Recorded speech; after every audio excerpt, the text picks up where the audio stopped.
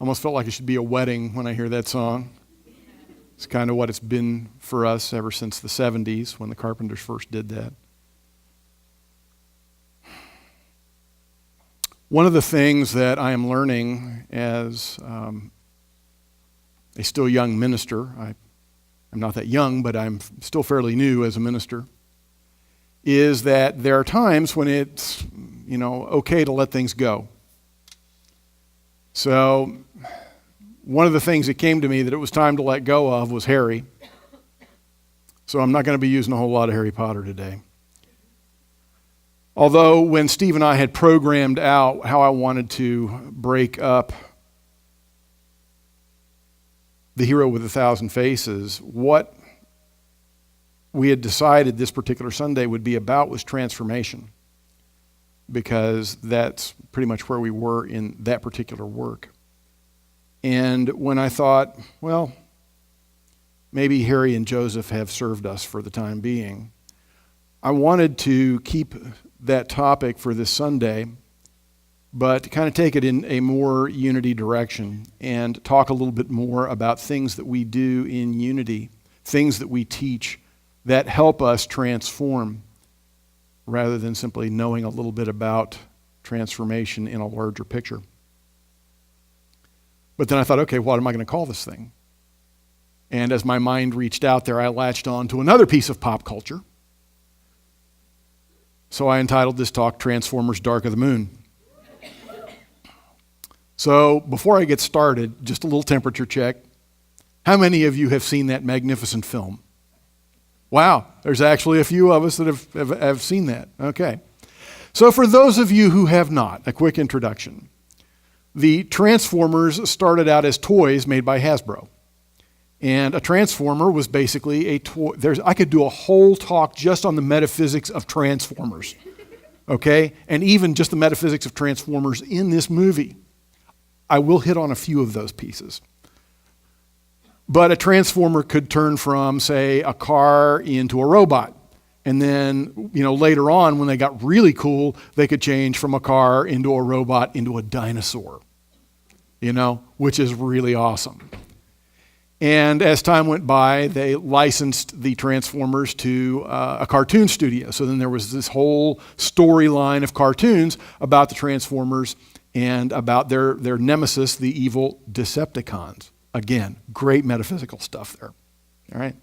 So eventually, of course, Hollywood ran out of every other idea they could to make money out of, and they decided to make movies about these robots that turn into cars and their, evil nemesis, the Decepticons.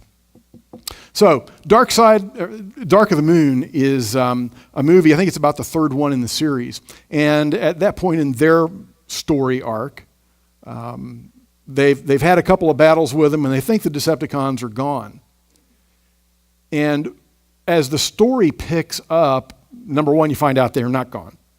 And you find out what they are doing is hunting down people who were involved in NASA missions early on. The reason is, we come to find out, and for those of you who are conspiracy theorists, I know there's at least one or two in here, that the actual moon missions from the 60s, they actually were up to the moon and not in a studio somewhere in Burbank.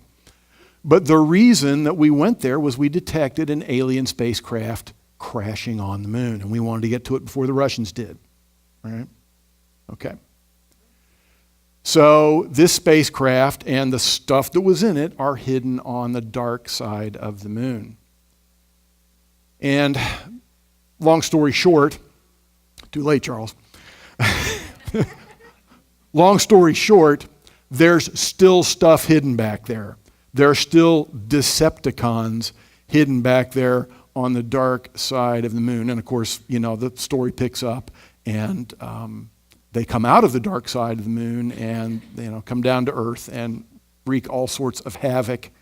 And of course, the good guys eventually take care of that. One thing that's fascinating, those of you who have actually watched the movie, and this was released several years ago. Do you remember where the humans who had been corrupted by the Decepticons were hanging out in Chicago? Trump Tower.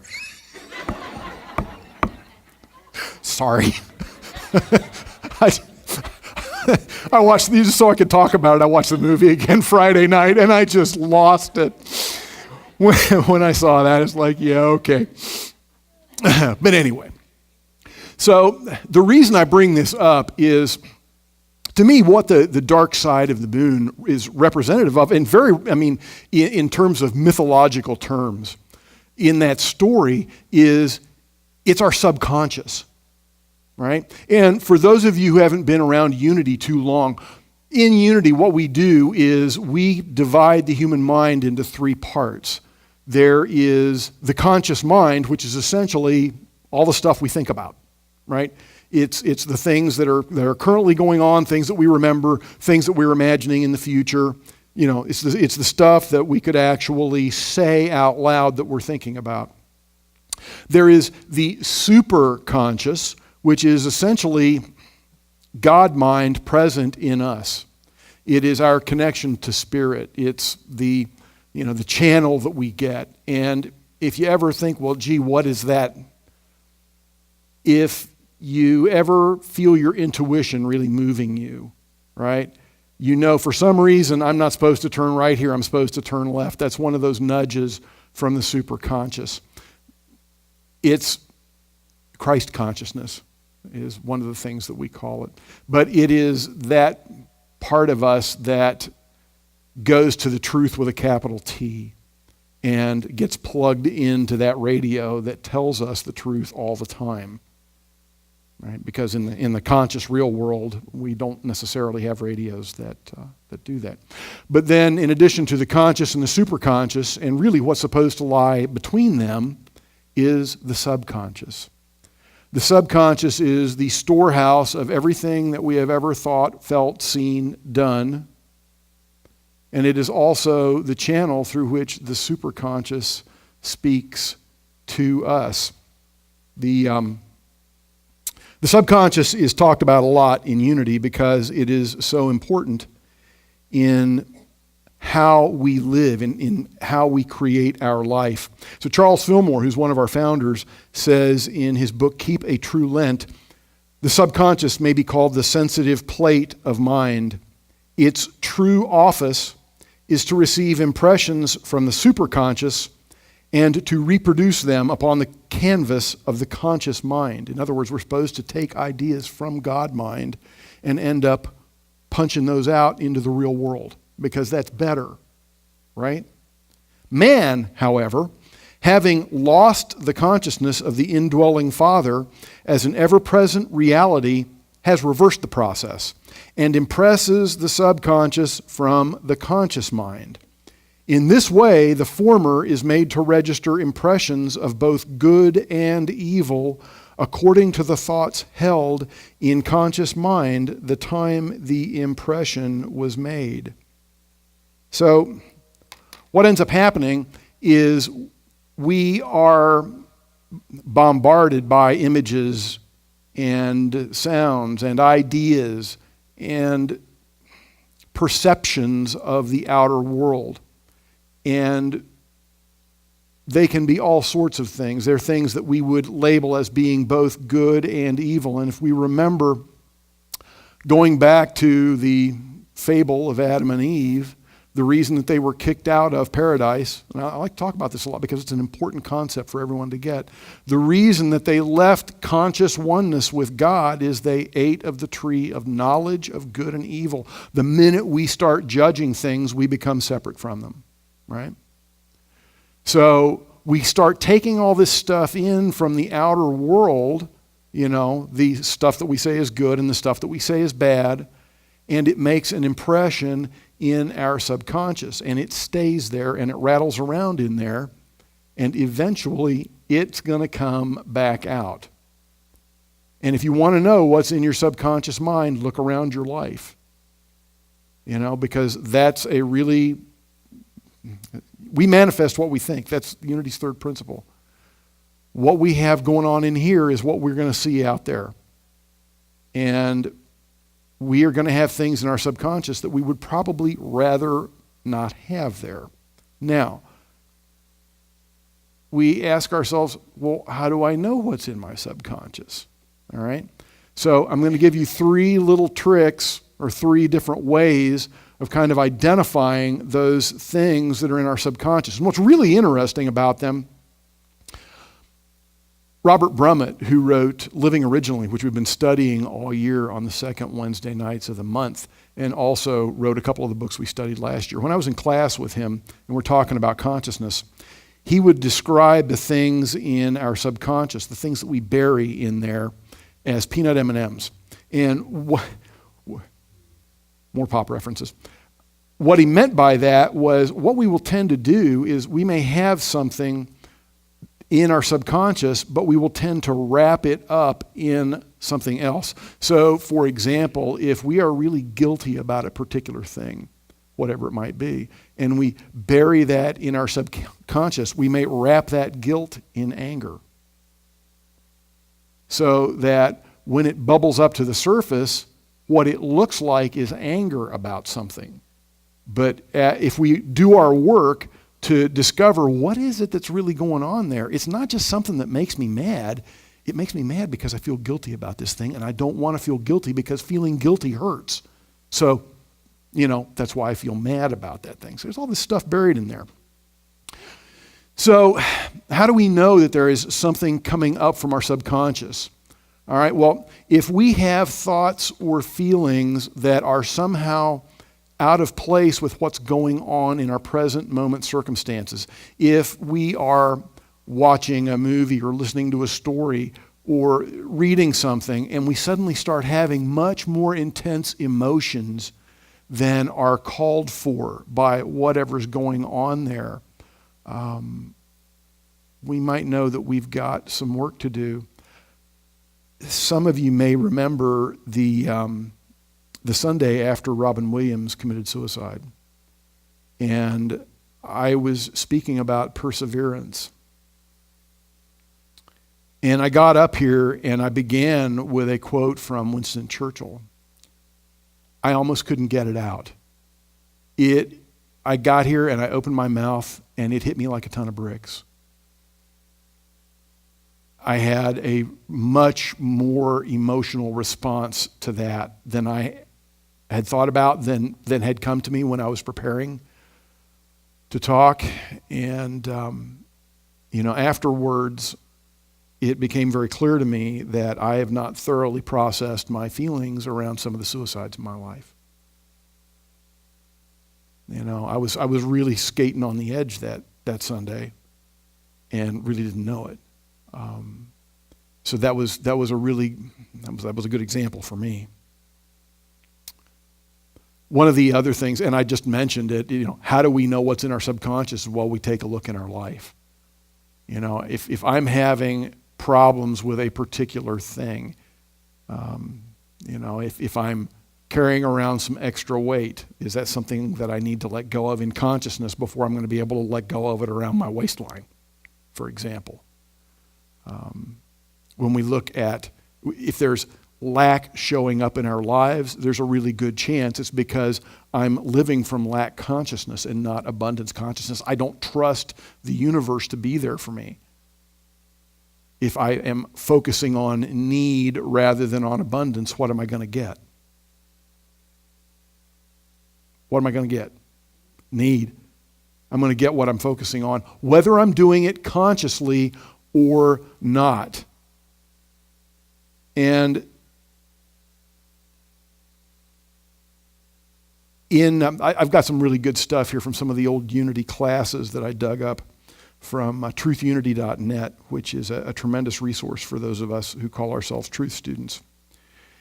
And that teacher said, besides being the storehouse of memory, the seat of habits, and I know about being a creature of habit, many of them really bad, realm of feelings, the controller of the vital physical functions, the subconscious phase of mind, is also the mind of instinctive desire.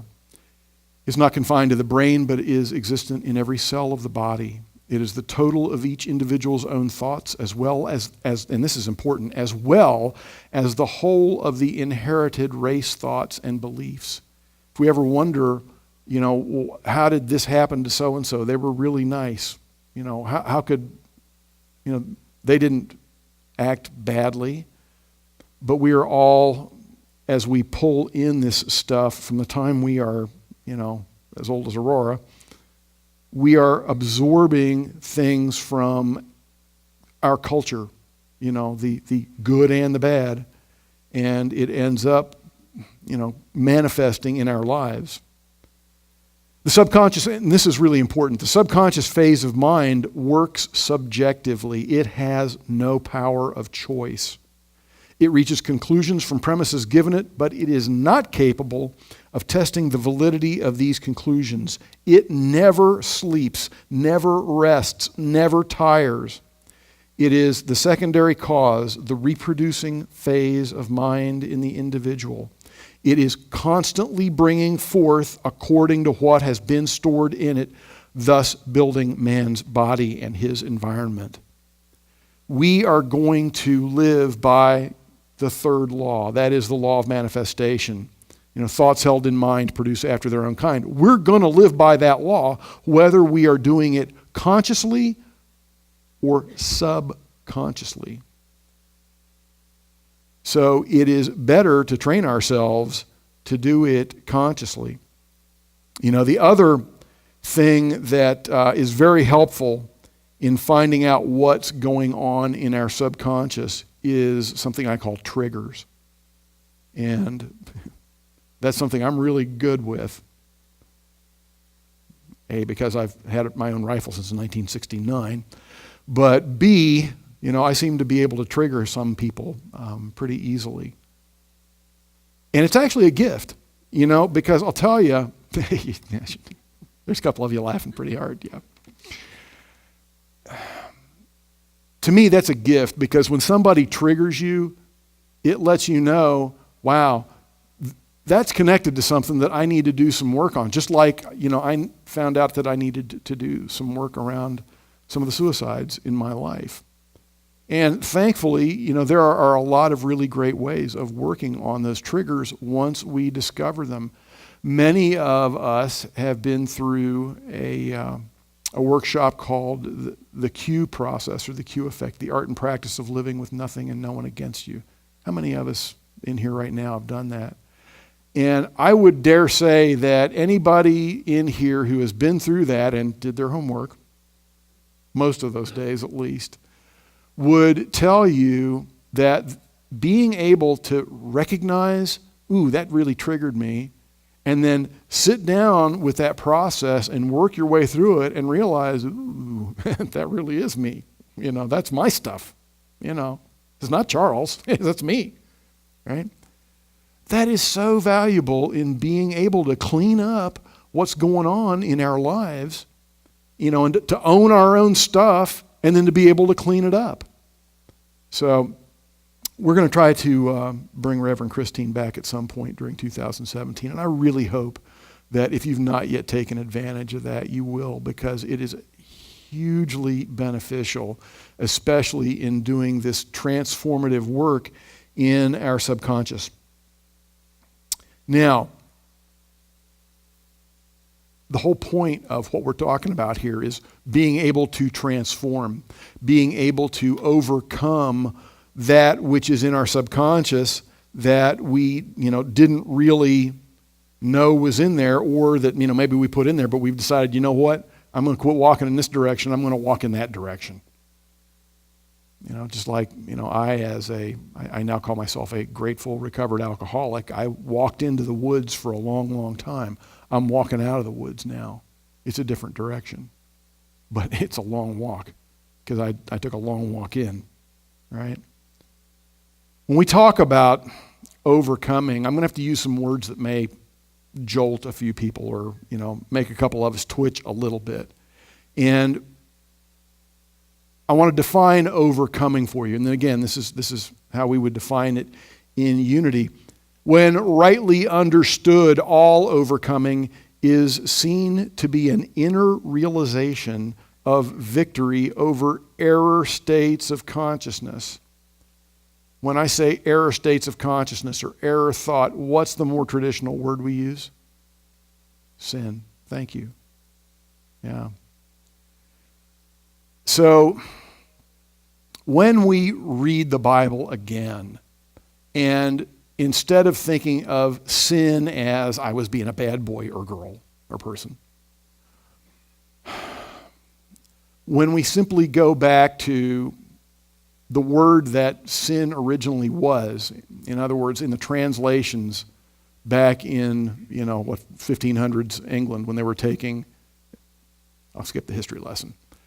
Back then, sin was actually a term that they got from archery, and it meant missing the mark, right? So when we talk about sin, when we look at sin, it's just missing the mark. It's like I wasn't really true. I wasn't right on what I wanted to be on. I just kind of need to move the arrow, move that pointer, and go in a little bit different direction. And it takes some of the baggage that we have out of that word. So sin, that is error or negative thinking, right? Remember that. Sin is error or negative thinking, is overcome by the attaining of a consciousness of truth. This next piece is important. The whole message of the gospel is that as the race went down into sin and death in Adam consciousness of sin, so shall it be lifted into righteousness and life in the Christ consciousness. A cause set into operation always produces like effect. When we say a cause put into operation always produces like effect, what is that? That's what we call divine order, the law of cause and effect. But the whole message of the gospel is basically that us same people who got, kind of snookered into believing that the manifest, this stuff is all there is, and that, what we needed to do was be able to say, that's bad. Let me fix it. That's okay. That's good. That's good. Right? No, that doesn't. Good, bad, everything, judging everything in front of us, separating us from it rather than being part of it spiritually, rather than simply knowing our place in the universe is part of all that is, including God.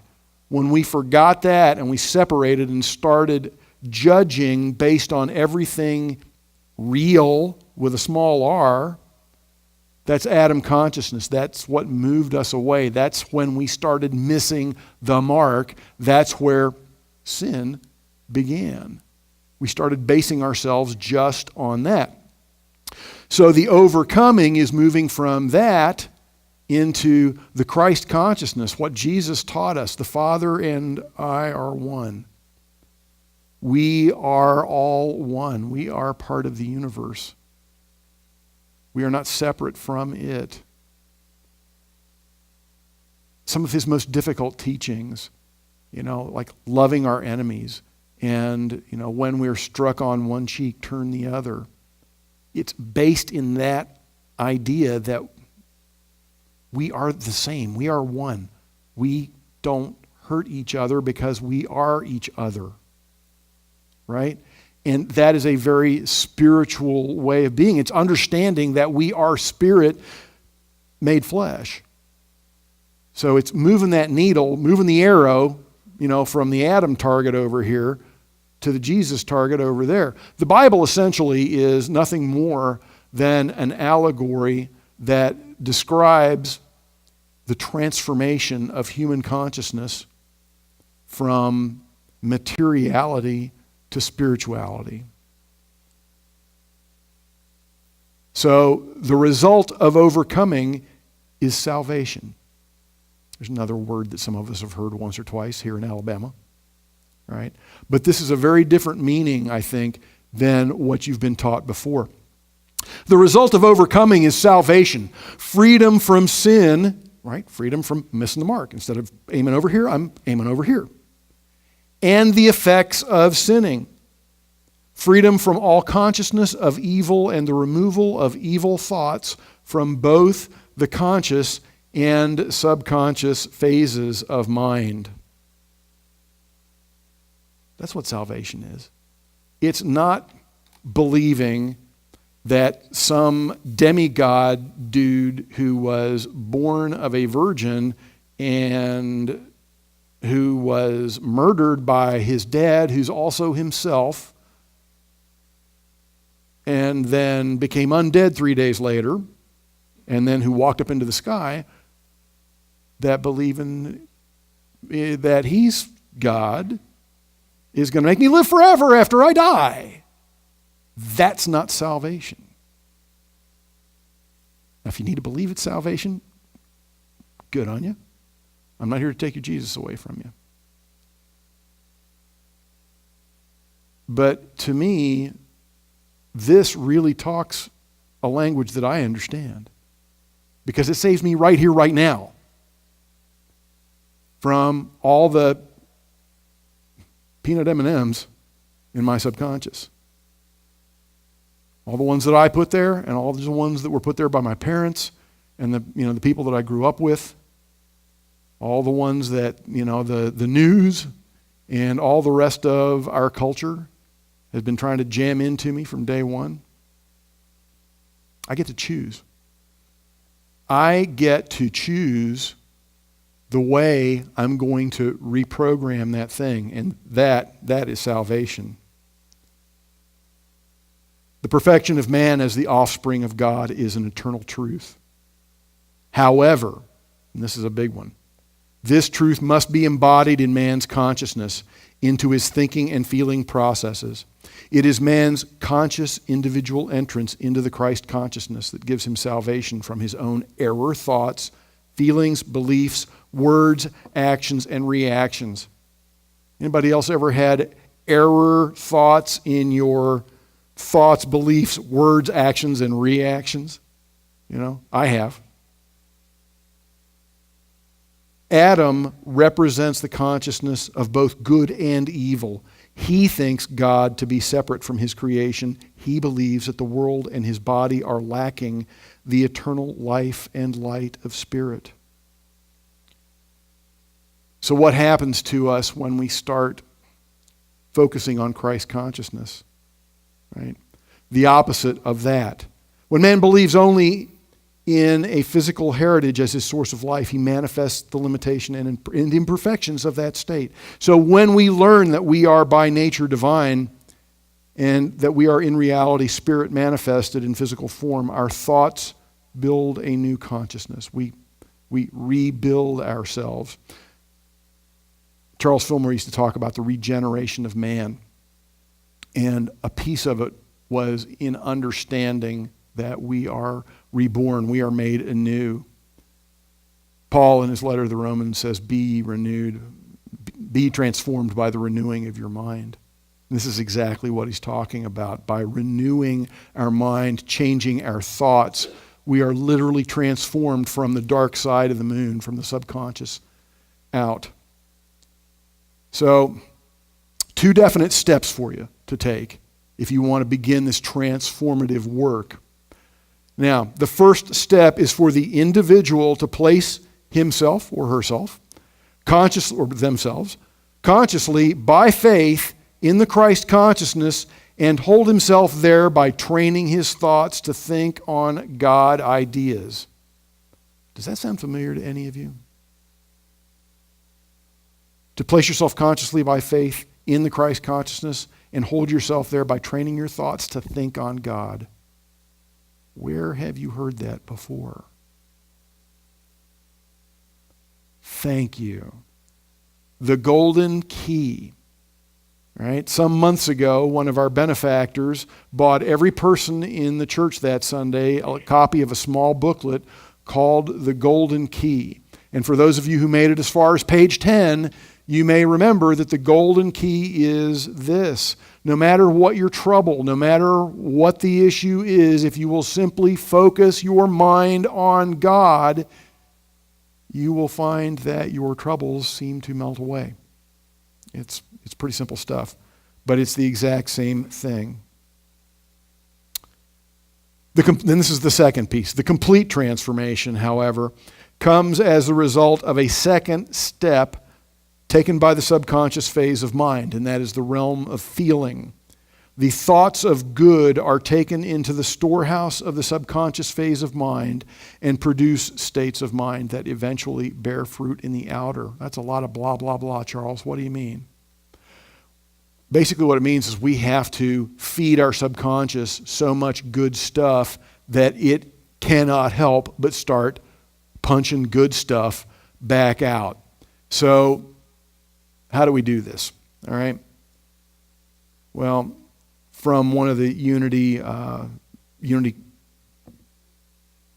School of Christianity, and that's what they used to call it back in the day, from one of their pieces, they had these seven steps: affirmations and denials. And actually, that's backwards. It should be denials and affirmations, because we always clear out a space with a denial, and say that my present, for example, my present perception of lack of resources is not the truth. God is the inexhaustible resource that provides everything I need, and that's the affirmation that follows it. So we deny that whatever the appearance is has power over us, to clear out that space in consciousness, and then we follow that with an affirmation of the truth. Guided imagery meditations. Self-observation / becoming the witness. And that can happen a couple of ways. Working the cue process is a good way of observing our own mind at work. We also, when we get into silent meditation, we become aware of our thoughts. And again, those thoughts that are not coming from the here and now reality are very often keys to what's going on in our subconscious. Treasure mapping. Reading transformative material, attending workshops, lectures, and self-help seminars, spiritual counseling. Now, to the writer of that, I would say, yeah, those are good, but several of those are more passive. And I like to prescribe active work because, friends, this is work. But it's worth it because it is literally going to transform our lives. So the first thing is forgiveness work. If you've got forgiveness to do, and I think we all do. If you can fog a mirror, you've got forgiveness work to do. You got to get on it. The 4 T's, tithing of our time, our talent, and our treasure. I know I keep saying the same things over and over again, but it's because they work. It's very simple. Tithing of our time, giving time back to our spiritual life. Spending it doing some of these other things that they describe. Spending it doing transformative reading. Spending it in counseling. Spending it going to workshops and lectures, but spending it on our spirit rather than trying to get something we can spend. Right? Giving of our talent, just giving without any thought of receiving to someone else. It is hugely transformative. One of the things that it does is it kicks in our gratitude. And for those who may be on a really low cycle right now, gratitude will bring you up like nothing else will. And also journaling, I find to be hugely effective. If you're not journaling about something, it's going to kick your tail, right?